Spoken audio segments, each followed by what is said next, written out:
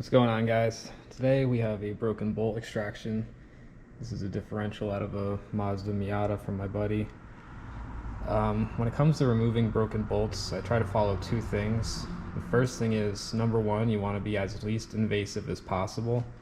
So what that means is don't immediately reach for a drill, don't immediately reach for a welder, although that's going to be the next step.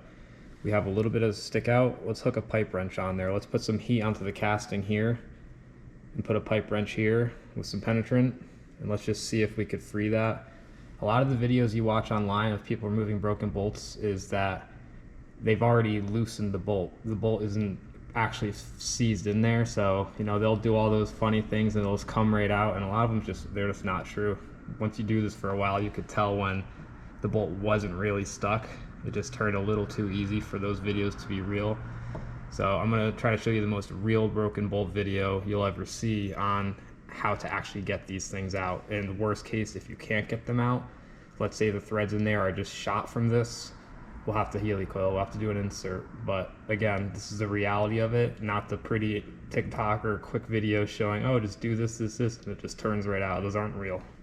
My second rule is that easy outs like this, where you drill a hole, you thread them in, and just turn opposite of the bolt's torquing direction, they work, but only in 10% of situations. You got to think, if a head of a bolt snapped off of this, then chances are that easy out's just going to snap right inside of that bolt as well, and then now you have a hardened easy out end to drill out and remove, which just makes your whole removal job 10 times worse.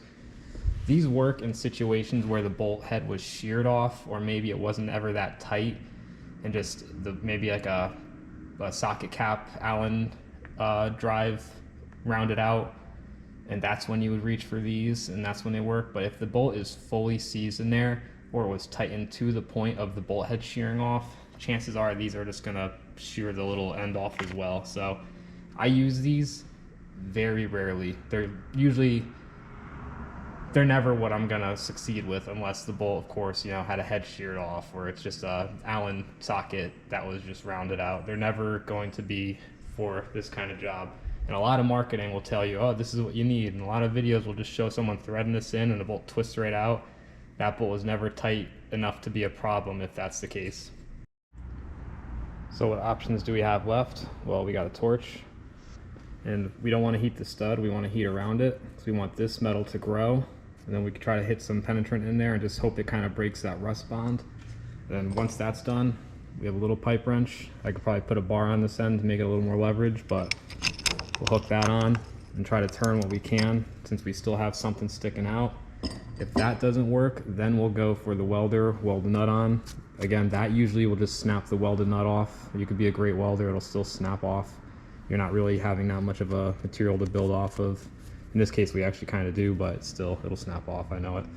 Then after that, we can go to drilling and machining options, and that's when we'll start looking at inserts.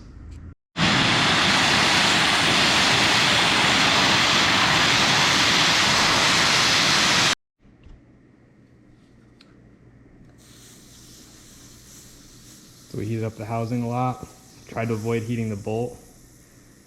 And by doing so, you're stretching the housing metal, or you're making it expand. And obviously the bolt's going to heat up too while you're doing it, but you're hoping there's a temperature difference there enough to where it'll kind of break free without just growing together, I guess you could say. So we'll just douse it with some of this. Hopefully a little bit will creep in. It'll cool, shrink, contract, break that little rust bond that's holding these threads together, if it's even possible at all at this point. All right, we've ruled out the pipe wrench option. I was able to grab it pretty good, and it just wanted to tear up the bolt instead of turn it free. We're going to option number 3. We're going to weld this nut onto here. Now this is a zinc nut. When you weld on zinc, it makes a nasty chemical that is going to make you feel gross. I wouldn't recommend doing this. Use a steel nut. I'm just not going to breathe while I weld, which is, I guess, another option, but I wouldn't recommend it. So we welded the nut on. Good weld. Tagged at the bottom. Realized it was annoying. Went to the MIG, filled it up. Definitely got hot. It was red hot. You can see all the zinc flaking off. Let's just see what happens. I think it already twisted off. Maybe I'm surprised. Maybe I'm lucky.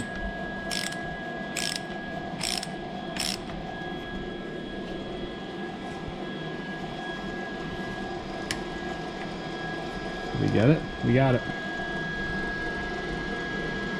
So imagine if we drilled that and we put an easy out in there and that snapped in there. You know, always do the least invasive method first. Even if it doesn't work, even if you spent 20 minutes fiddling around and it still didn't work, you'll be in a much better position than if you just jump to the most crazy, difficult part to do. And since we're on the topic of welders, if you're gonna do stuff like this, if you have a project car or whatever, it's good to have a MIG welder at the bare minimum. I have TIG, STIG, and MIG, and MIG welding is probably the #1 thing I use on cars. TIG if I'm making custom brackets or whatever I need to do, and it has to be pretty and it has to be clean and tight. When it comes to removing like a broken bolt, you can get by with MIG. I wouldn't go flux core. I would just spend all the money, get yourself a 75-25 argon CO2 bottle, go with gas, get a 35 wire. It could be a regular 120 volt AC house welder. It doesn't have to be 220 for small stuff like this. You'll just be setting yourself up so much better. I see all these kids online, they'll go and get the cheapest flux core at Harbor Freight and they wonder why their welds are horrible, why they're immediately burning right through everything they're trying to weld, and things just don't work out. They get discouraged, and it's just because it's flux core. It's not good for stuff like this. I mean, it'll work. You could get good at it, but you could also spend the extra money, and within 30 minutes and a couple videos that you watch on YouTube, you could easily learn how to MIG weld pretty decently. And MIG welding, it could be, you could have a good looking weld and it could be weak as hell. So there is a little bit of a learning curve with what actually is going to hold and what just looks good. But for, you know, thin material, a 120 volt AC machine will do pretty good 90% of the time. If I have to step it up to like thick 1/2 inch or 3/4 inch plate or something like that, I'm going to go with the TIG. I'm going to go with the stick welder. But for stuff like this, a MIG will burn through it quick. And if you're into this hobby, you're going to need a welder every other month. So you could pay a shop to do this. I don't know what they would have charged you. I would have probably charged, I don't know, 75 bucks just for the time, really. And this took me, I started this video maybe 30 minutes ago, so it was an easy thing. But I'm doing it for a friend, so I'm not charging anything. But yeah, so if you're going to end up in a situation where you need a welder, just get one. You don't have to buy the most crazy expensive one. Don't get a Miller, don't get a Lincoln, don't get an ESAB. Get a Harbor Freight one. Make sure it's gas. The last thing I'm going to talk about is penetrants like PV Blaster. They don't really penetrate like you'd hope they would. There's nothing caustic in these enough to break through a completely sealed and rusted fastener thread. So you got to think, when there's a bolt in these threads and it's just been rusted and seized up with water getting in and the bolt swells, the rust just forms the female to male thread. It's like a seal, you know, there's nothing that's gonna break into there. Like people say crayons, people say PV Blaster, some say Croyle's the best, everyone has their own, or the acetone and ATF fluid mix, everyone has their own, like, oh no, it works, trust me.